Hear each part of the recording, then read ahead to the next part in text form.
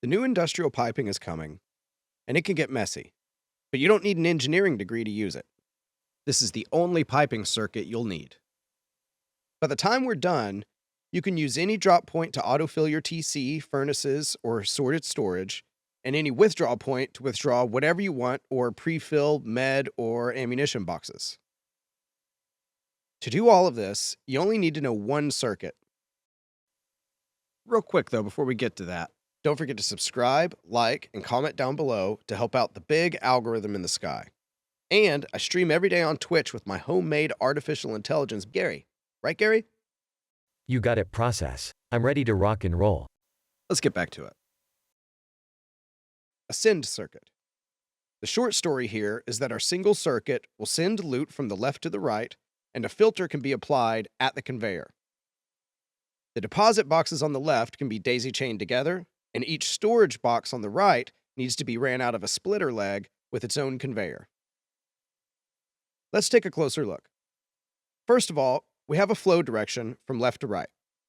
A full circuit consists of a deposit box, a conveyor, and a storage container. Starting on the far left, deposit containers, or pull boxes, are containers that you make a deposit into or that loot is pulled from. This could be a small box or a furnace or anything that accepts the new storage adapters. As pull boxes, they could be daisy-chained together and ran in a series. Nice and easy. When loot goes in the box or some sulfur cooks, it gets pulled into storage, assuming there is no filter or the filter specifies the item. Moving right, let's talk about the most important item in the industrial update, the conveyor. Nothing will be pulled from a deposit box until a conveyor is powered and doing the pulling. The conveyor pulls from its left side and pushes out of the right. A filter can be set on the conveyor so that it selectively pushes and pulls only specific items. So last but not least, on the far right is our storage, or a push box. Of course, this is where the loot gets pushed into. Most important to know here is that push boxes, unlike pull boxes, should be ran in parallel, which basically just means that it gets ran out of its own splitter branch and through its own conveyor. So it's one conveyor per push box. Now let's get to the harder part, the second circuit.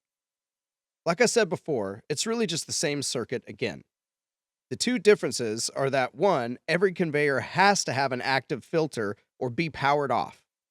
And two, it uses the storage from our first circuit as its pull boxes.